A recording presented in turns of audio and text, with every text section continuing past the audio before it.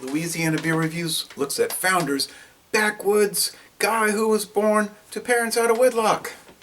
Okay,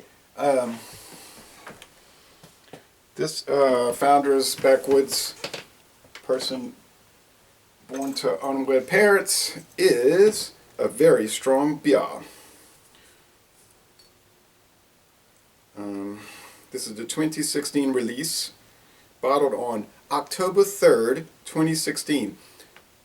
It's strange that it was over a month ago and we just got it in the store. Well, let me retract that. It might have been about 2 or 3 weeks. I just bought it. And it was just... This is like really popular, okay? I've never seen it before. This is the first time we've gotten it here in southeastern Louisiana. But there's like 65 or whatever video reviews for it. I'm trying to watch all these. 11.2% alcohol. So it came in the store and I was like, oh, okay, and I just kept doing other things. I don't know, getting distracted from it. Like $3.69 a bottle, something like that. Now it's telling me on the bottle, expect lovely, warm smells of single malt scotch. I've never had scotch. Oaky bourbon barrels, smoke, sweet caramel, and roasted malts. A bit of earthy spice and a scintilla of dark fruit. It's a kickback sipper made to excite the palate. It's just after 5:30, almost 5:35 a.m. But I've been up since 2:45 a.m. So it's mid-morning for me. Alright. I wrote us some notes. There's nothing about the ingredients on their website. I'm assuming water, barley malt, hops, and yeast. I don't see anything about added colorings or flavors, natural or otherwise. I've been drinking so many beers lately, seem like that have natural color, natural flavors, artificial color flavor added. Anyway, 11.2%. Now some of the older videos from like 2010, 2011 are saying 10 point something percent. So they've upped the ABV. 50 IBU. It's sold in November. And I guess we got it in early November. Gets a 95, a world class on Beer Advocate. Not 100 though, 95. So it's 95% really nice and 5% with deficits. 100 out of 100 on rate beer and a 100 out of 100 for the style on rate beer. So they're saying essentially it's perfect. One of the highest rated beers in the world, and it's the first time I'm having it. I was looking through these comic books. Everything's about Wolverine right now. Wolverine. I see people with Wolverine shirts, t-shirts, and I'm like, oh, I like your Weapon X t-shirt. And they're like, oh, thanks. Because the Wolverine freaks, they know, of course, Weapon X. All right, anyway, so I had this one. And these are from 1974. And then this one, and it's in really good shape. Not perfect, but really good. And oh, did I have a hard time finding this. I had to search and search and search. But I finally got it in 1986. The first one I got was in kind of bad condition. I paid like $5. And then this one, I think I was able to negotiate it down to $15. Something like that. I don't know. And then 182. So, in number 180, Wolverine helicoptered in. He was dropped off by the Canadian government to fight the Hulk in Wendigo. Like at the last panel of the comic. And then in 181, he fought him. And then in 182, he was choppered out, I believe. Like right at the beginning. So that's that. But they were preparing to start the all different X-Men in 1975, which Iron Size number 1 and X-Men number 94, which I very stupidly got rid of. Although in 1990 at the time, I thought it was not stupid because I could see that the X-Men was starting to go off the rails. and they'd stop footnoting anything, and Marvel had gotten very sloppy. That's when their continuity started to crumble in 1990. And I'm like, this is all about toys and that kind of stuff, merchandising. So I just traded it all in for Fantastic Four, which was canceled. Oh yeah, it's a beer review. All right. It's like dark amber. Now with the light shining through, there's no outside light. Of course, it's dark outside. It's that reddish amber. Not that different from the Ballantine Burton Ale or Michelob Amberbach, but obviously a lot different. And I think the Amberbach has a lighter foam, more like beige. This is more khaki, you see. And but the Burton Ale is similar. I think the Burton Ale is a little redder. So I guess at 11.2 it's going to be hot. 50 IBU is going to be fairly bitter, although you may not detect it just because it's offsetting all the sweetness. And I was really pleased with the Burton Ale, and I got that for like $12.50 a 6-pack in New York, in Rochester, Ithaca, New York. And this one apparently is like $15 a 4-pack. I guess that's what it is at Mathern's. Yeah, something like that.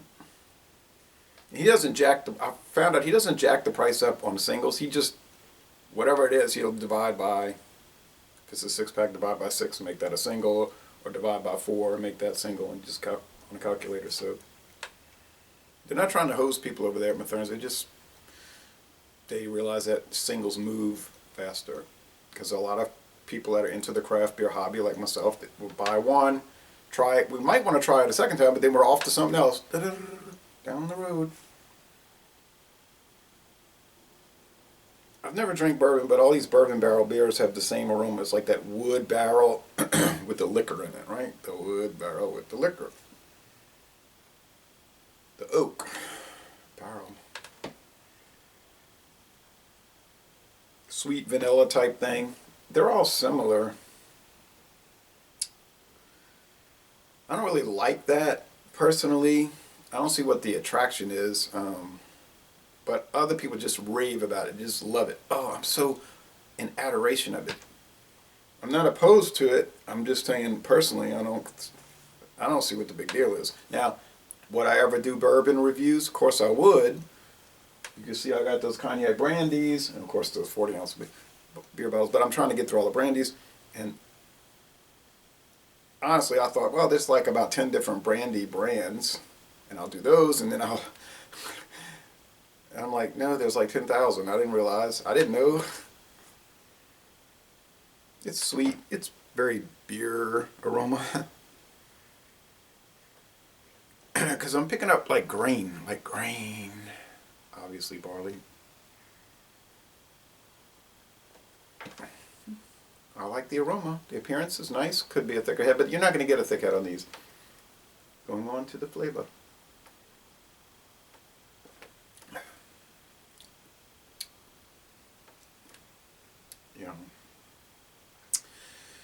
Yeah. Is it real hot? Nah.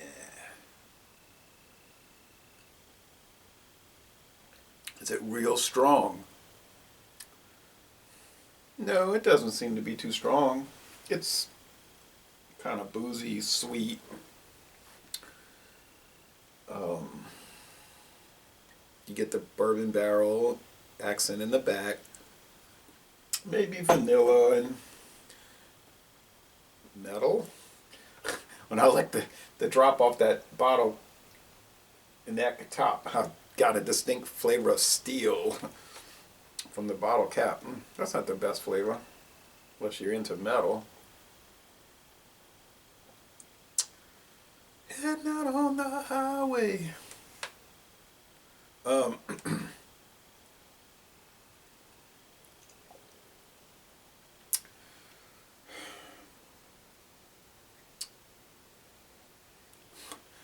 Almost said cotton candy. Glad I didn't bring that up.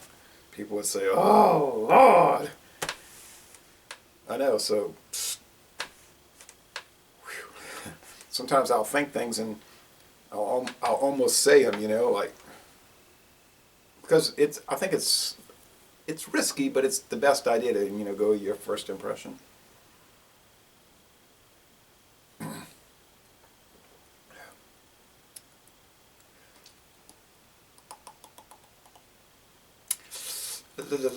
Some mint. The bitterness is there, thankfully, but it all kind of rounds out. I would say on the sweetness scale,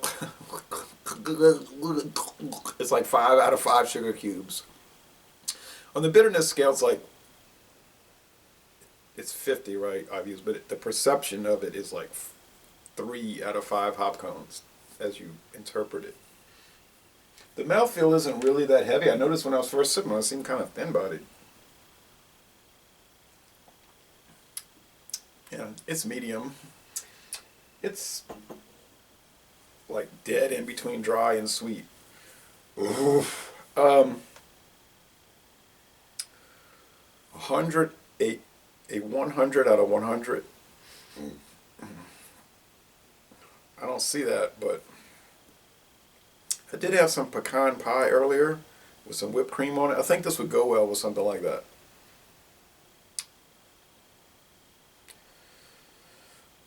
Or with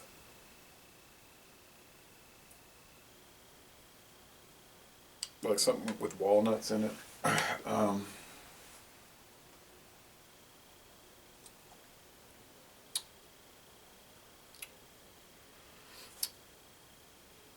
I do think it would pair well with baked macaroni, like really like almost a crust at the top with some diced ham in it. With a lot of black pepper. I don't know why I'm thinking those. They're just coming to mind. Honestly, and like I say on my channel description, honest reviews since 2010. I really do tell you what I think. I have on occasion held back. Like I didn't lie, but I just didn't mention things because I thought, the beer's so popular, and if I bring this up, people are going to start saying, oh, you're stupid. Everybody knows that beer's awesome. You're just dumb. You know, so I decided I'm not going to do that. I just got to punch through that wall of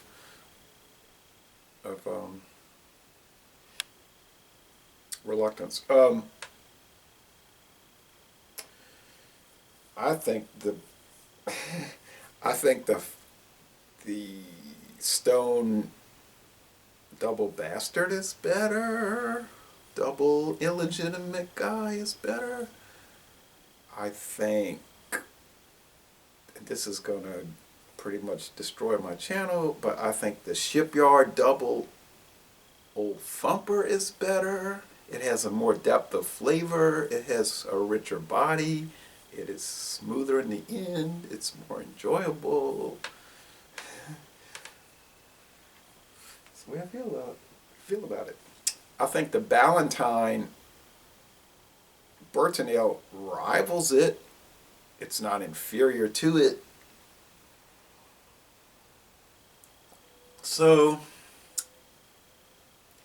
I mean, yeah, it's very well made.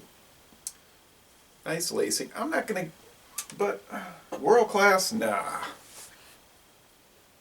Not in my booklet. Not in my booklet. I would say it's my nose. Sweet. It's got a lot of good things working for it, you know. I'm not trying to be jaded, but I'm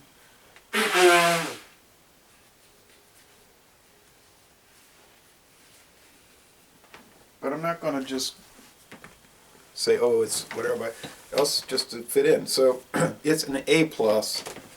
I mean, it's an outstanding product, and for $3 and some change, it's an A plus.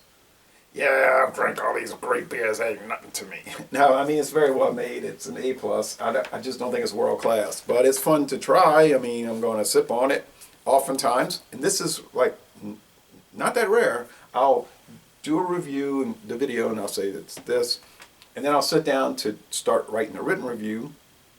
And I'm drinking on it, and I'll say, nah, it's better than I thought, and I'll go up. So, but I don't think it's going to happen. I don't think it's going to go to world class. I've probably only reviewed 5 or 6 beers in all these 6 years that I have. It'd be 6 years and like 3 days that I've reviewed and said were world class. Really, it's not that many. And very rarely have I dropped a beer score. I have done it, but it's not too common. So, if you want an outstanding beer, although not world class, don't believe the hype. Anyway, try this beer, Les Allées Bon Ton Roulé. And I'm going to end this review by saying, y'all come on down to Louisiana, go to Baton Rouge, go to Southern University Jaguars football or basketball or baseball, or if you want, a softball game. Whatever is your flavor. Whatever.